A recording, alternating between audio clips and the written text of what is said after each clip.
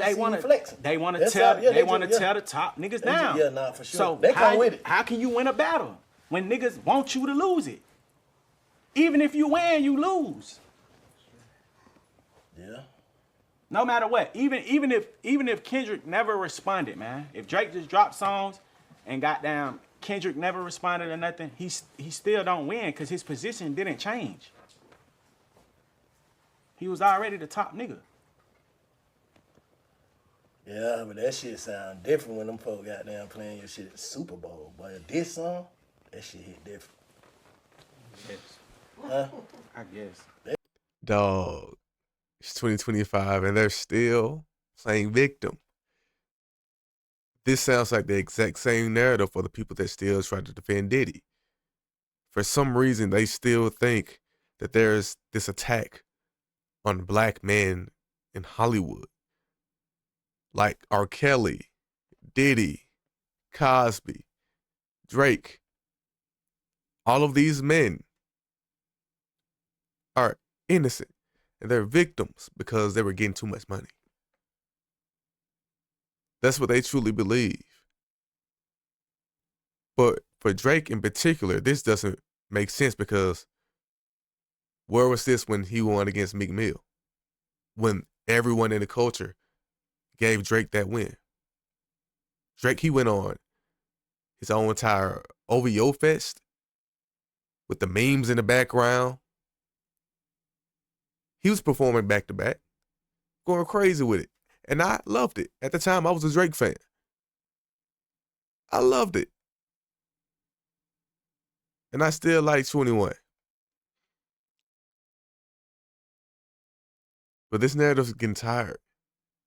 It's getting tired, especially considering they're constantly disrespecting the intelligence of their audience. And I keep talking about this consistently throughout this entire Kendrick and Drake beef. The biggest difference between Kendrick and Drake is not just the frequencies that they put out, but the audience that they attract. Kendrick's, his audience,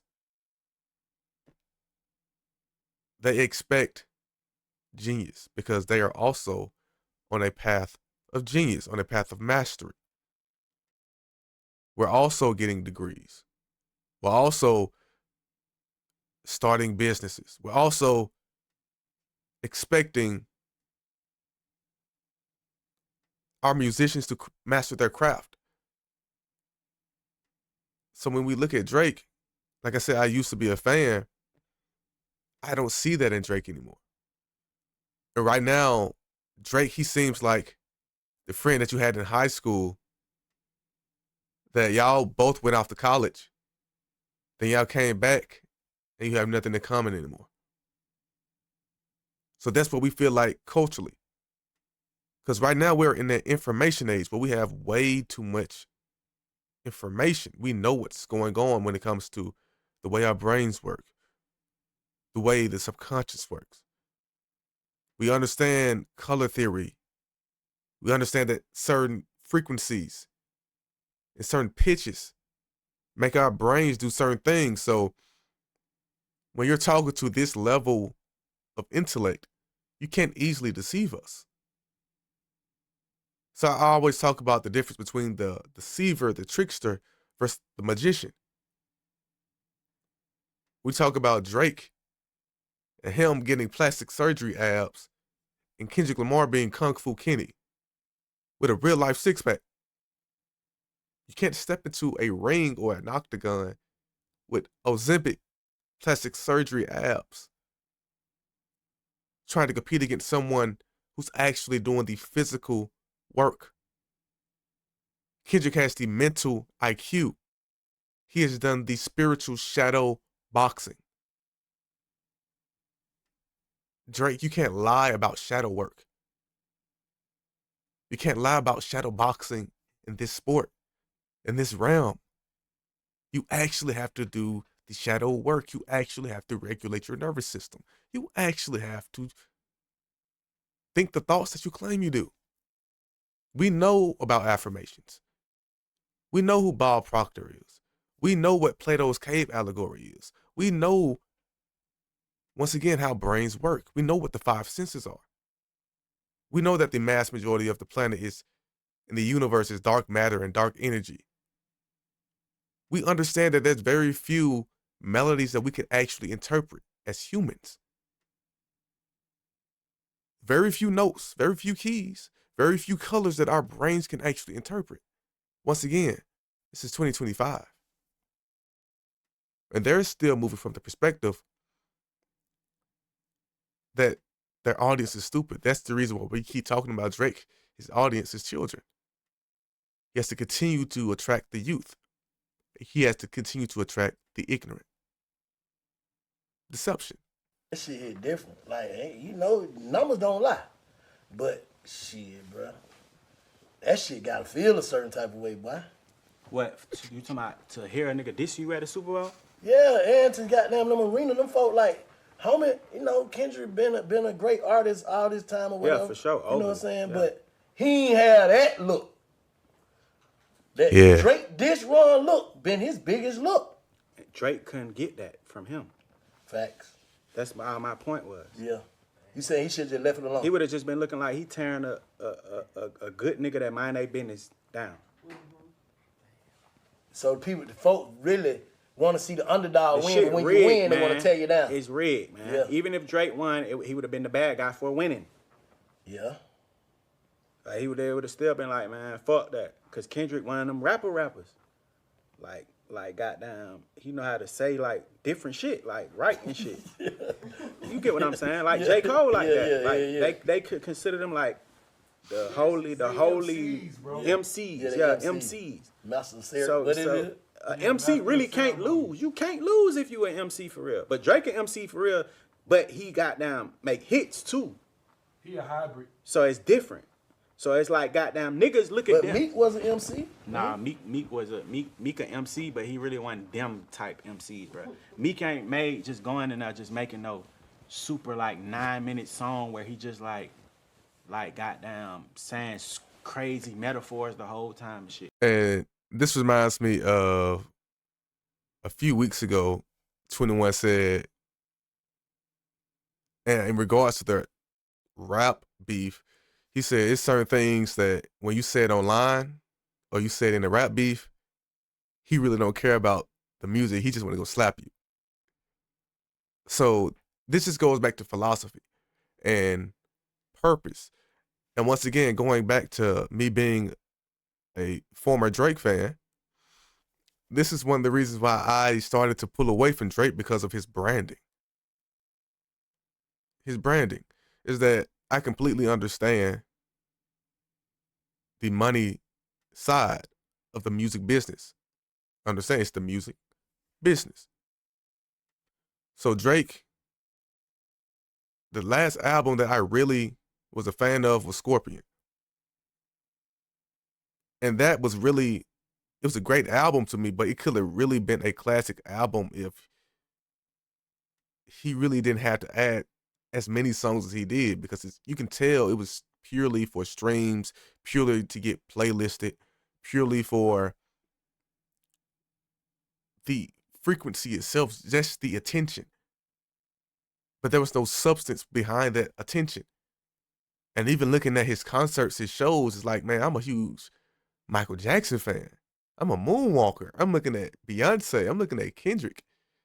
It's like, dog, we looking at your shows and you claim to be the top guy. It's like, man, you're disappointing me as a fan. Especially you're an actor. I can do it. So from that perspective, I completely understand when they're moving from that perspective. But Drake has to understand this is hip hop. You don't run things. You have to abide by hip hop rules. And once again, look at the target demographic. Look at your audience. This is going back to the Young Thug situation at Atlanta in general. A lot of black people are tired of it. Understand, people like me, I'm filming this with an iPhone at home. I don't need $1 million budget. So we can easily spread this information. And one of the biggest things that we're figuring out as black people, we have these narratives that have been spread about us by people that are being paid from our community and other communities that are bold-faced lies. Like the entire thing with 13% of black people commit half of the crimes, bold-faced lie. But there's two sides of the coin that keep using these narratives to benefit them. They have the white supremacists that use these as racist talking points. Then you have the criminal side who say, yeah, we're 13% and we commit all these crimes because, and they try to justify it. In reality, the mass majority of black people don't do that at all. Remember specifically when Young Thug was arrested, they had an entire press conference about this, the 80-20 rule. Less than 20% of the population commits 80% of the violent crimes. My number one focus is targeting gangs, and there's a reason for that. They are committing conservatively 75 to 80% of all of the violent crime that we are seeing within our community. And so they have to be rooted out of our community. So when you hear this information and you understand the Pareto principle, the 80-20 rule, how less than 20% of the population commits all the crimes, how less than 20% of the population has all the money. I know a lot of these red pill guys love to talk about hypergamy, how less than 20% of the men attract all the women. So understand, when less than 20% is committing all the crimes, and we know what we know about thoughts and subconscious reality, I'm not influenced by this. I can't relate. So you have to sit back and ask yourself, why are they consistently relating blackness to being violent? Maybe this is who they are. Maybe they are the small percentage that is committing all the crimes, and they are getting online attempting to normalize it like we're stupid. Like we don't know that 80% of us don't do these things. Like we don't know the stats. Like we don't know they're going to commit these crimes against us. They're not committing these crimes because they need money. They're not Robin Hood. They're going to commit these crimes against other black men, other black women, and other black children. If you're actually from these communities, from in Atlanta, me personally from Birmingham, Alabama, Murderham, Birmingham, you understand all it takes is one person at a football game, one person at a party. Now everybody has PTSD. Dog, I was 6 years old at football practice. That's the first time I had to run for my life. Notice I said the first. So understand, they're still stimulated by these things. This is still normal to them. They're literally raising their hand saying, hey, it's me. I'm the issue. So why is this so normal to you when we know this information? So continue letting them talk. Let them be upset. Let them be victims. Oh, well, it is what it is, man. But we got to have the conversation. And I like 21. I like the music. But the thing is, I'm a grown man. I understand the Odyssey. I'm audacious, so I don't get attached on to the siren. If you're actually doing the work and have a Christ consciousness, I don't mind the Jezebel spirit.